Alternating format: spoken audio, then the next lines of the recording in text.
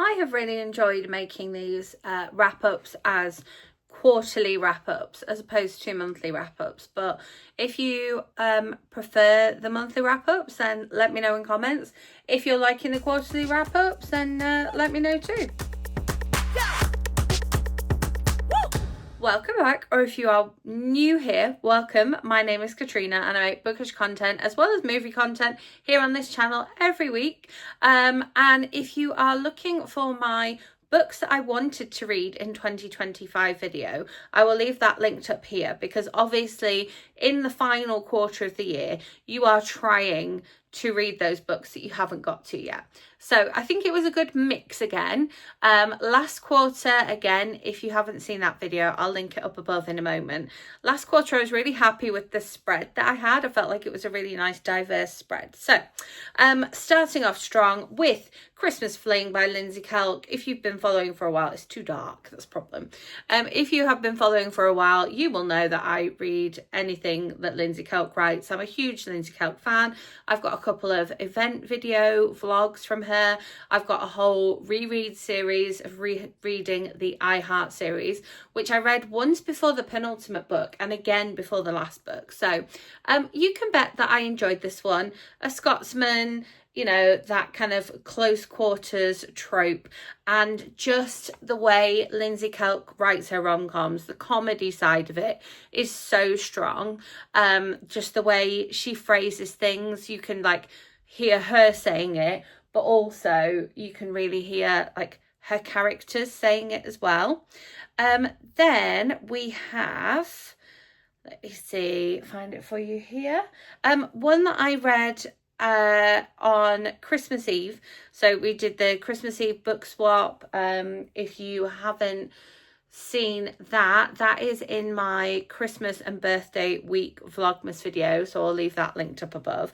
But I read Suburban London Cinemas, which is a non-fiction book. It does have photographs in, they are all black and white photographs, and this is by Gary Wharton, which was a book that I would read and then I would end up looking up the cinema, looking up the history of the area, going, is that still open? Can I go and see it?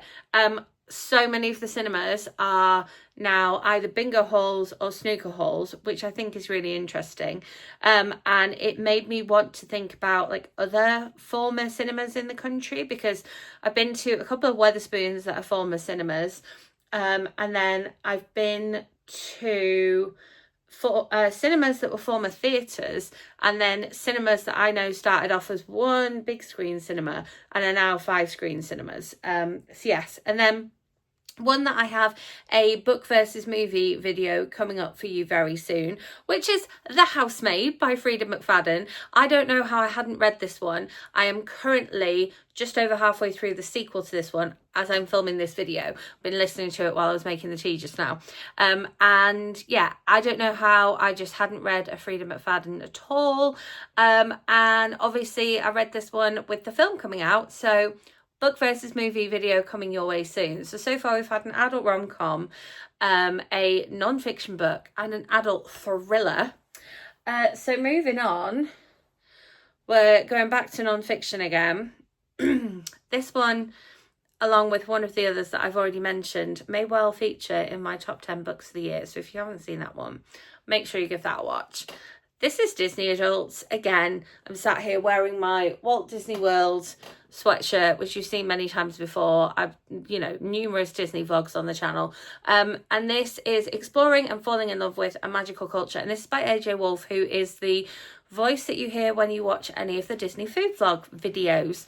And when I went to Disney World for the first time for more than one day, because up until 2019 I'd only ever been to the Magic Kingdom for a day, and so I studied these videos hard before going in 2019, and it was when I went in 2019 for that extended period and sort of felt like I did it properly. It was my first time staying at Disney Resort, all of that. That was when I was like, oh yeah, I like this. I could make a hobby out of this. And I did. So yeah, I do talk more about Disney, I think probably over on my TikTok than I do on here. But still, loved this book. It's narrated by the author and just absolutely fabulous. Even if you're not a Disney adult, still think you would get a lot out of this because the sociology behind it is really quite interesting. And then one that I have no idea why it took me so long to read this, because it's not that I didn't enjoy it, but I basically started reading it in October half term and didn't finish reading it until the end of the Christmas holidays. And I have a copy up there, but I'm just going to show you a picture of it. It's Let the Bells Ring Out by Millie Johnson, which again, adult rom-com. Millie Johnson, have read everything she's written, have been, following her from the very beginning. Her books are probably her and Lindsay Kelk and Rowan Coleman, Miranda Dickinson, like they're the ones that sort of got me back into reading again after like falling out of love of reading when I was at uni and only reading in the summer holidays. I then like didn't read. And then I escaped into their books and Sophie Kinsella's books in like 2009, and I sort of then started talking about them on the internet as well. So anyway, Millie Johnson, it's a Christmas Millie Johnson book. I mean, what could be better? It's giving Polar Express, it's giving It's a Wonderful Life. It's just, oh, it's lush.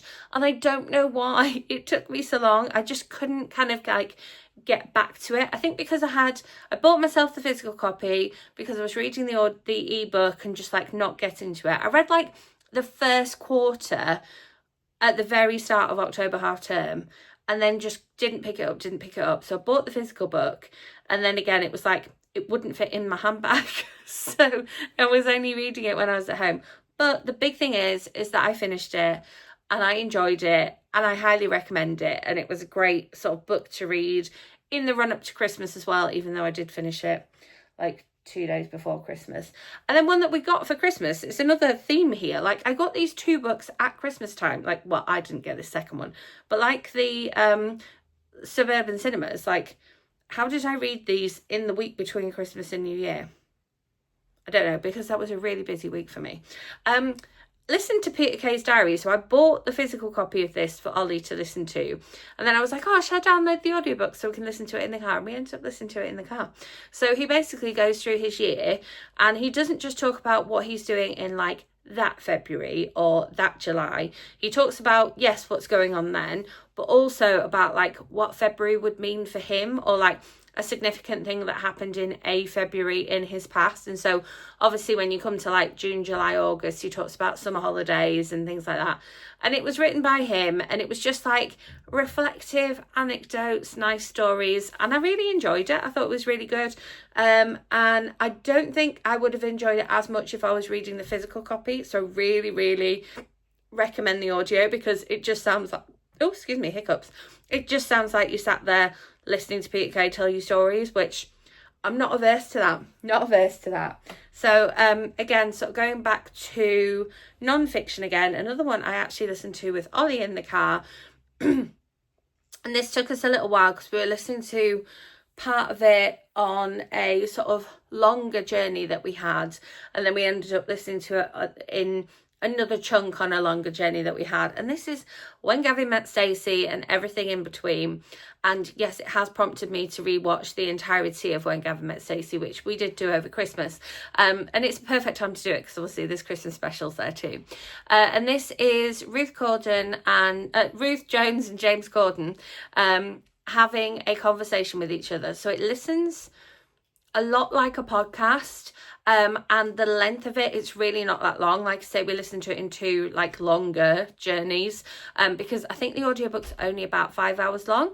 I appreciate that the physical book probably does have some pictures and things like that in it, and so would add to your reading time because you'd be stopping to look at those. But it was interesting because it does have that back and forth like a podcast. The thing about that is that you then end up with that thing in a podcast where people then like laugh with each other and have a little aside, or like cry and have a little aside, which you don't tend to get even in a non-fiction audiobook, even when you've got other people narrating it as well. So that was interesting. And then another, we'll stick with the non-fiction. This one I was a bit like disappointed in. I'd read something and then this popped up. I don't know if it was when I was reading the Disney Adults book And then this was mentioned, but I borrowed it from my library because it had been recommended to me via another media. Anyway, so this is Disney High, which is the untold story of the rise and fall of Disney Channel's tween empire by Ashley Spencer. And I'll admit, you know, I haven't watched all of the Disney Channel series and or movies that she talks about, but I still thought I would find this interesting, definitely because I am, you know, very aware of the people that have been on here, and I've listened to a couple of memoirs that have come out of that era. But it just didn't do it for me. I just didn't think it was very informative. Again, I don't know if maybe it's better to have as a physical book that you dip in and out of. But I think that it just could have been better. It was a bit dry and a bit sort of long-winded with things, even though it did have direct quotes. So a not recommend from me for sure. And then one that I read in school, which I was surprised that I hadn't read before as well. And this is Pig Heart Boy by Mallory Blackman. Obviously, I've read the Noughts and Crosses series by Mallory Blackman. And then she had a quick reads book either this year or last year as part of the quick reads series. So this is about Cameron, who has a heart transplant, but as you can tell from the cover, it's a pig heart.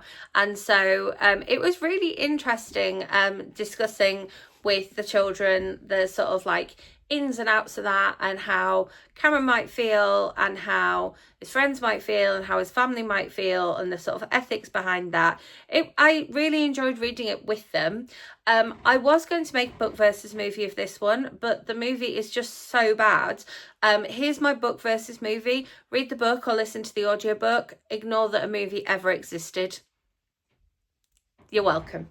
And then another one that I have made a book versus movie of would be Regretting You by Colleen Hoover. Again, this is a bit of, I never know if hers are like specifically YA, new adult. I would say age-wise, the start of it is a bit new adult, but then it kind of gets adult in content, so maybe these are just romance. But I have made a book versus movie talking all about this one, so I'll just link that up above. This I wouldn't have read if the movie wasn't coming out, for sure, like based on the description. And I think probably if I'd started it and I wasn't trying to finish it so I could compare it to the movie, I probably wouldn't have finished it.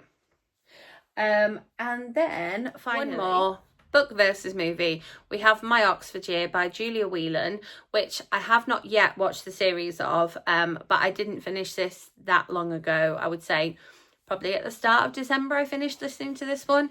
It took me a little while to get through as well, and then it returned to my library, so then I had to download it from Audible. It was a whole thing. It was fine. I'm hoping that the series is better, because otherwise I don't think I'm going to be able to finish it. Again, it was probably another one where I only pushed through this one so that I could do the book versus series for you. I don't think it's my thing. There's another Julia Whelan one that had been on my list. So this was on my wish list, and then it was kind of the series coming out that pushed me to finally read it. I think I've got a picture on my Instagram of where I borrowed it from the library and then didn't read it. But yeah, let me know in comments, like, is the series better? Like, am I gonna enjoy it more than the book? Because I'm hoping so, because I didn't really like the book. But yeah, it's sort of like the cover is very misleading, I think, and I thought it was going to be a romance, and it kind of was and kind of wasn't, and I didn't gel with the main character at all. So again, hopefully the series I will like the main character a little bit more. But yeah, so quite a bit of non-fiction. It's like an even split there, 50-50. I would say I've got the one middle grade, and then the Colleen Hoover, however you want to call that, and then a couple of adult rom-coms and an adult romance. So yeah, I think it was a good mix. I also read the London Cinemas, the Let the Bells Ring Out and the Christmas Fling as non-audiobooks. So sometimes I have quarters where I only read audiobooks. So it was interesting to have those be different, because Christmas Fling I read entirely in ebook, and the bells ring out, I read half and half. So that was different. Let me know what you read in the last quarter of the year, and let me know, as I said at the beginning, if you prefer these as quarters or as monthly like I used to do, and I can sort of think about 2026 accordingly. As always, thank you so much for watching. If you enjoyed this video, just give it a thumbs up, and yeah, make sure you subscribe and hit that notification bell so you don't miss out on my next video coming your way, because I've got my 26 books I want to read in 2026, as well as that book versus movie video coming your way for The Housemaid. And I also have my top 10 books of 2025 coming your way too. So you don't want to miss out on those. As always, thanks for watching. I will see you with my next video.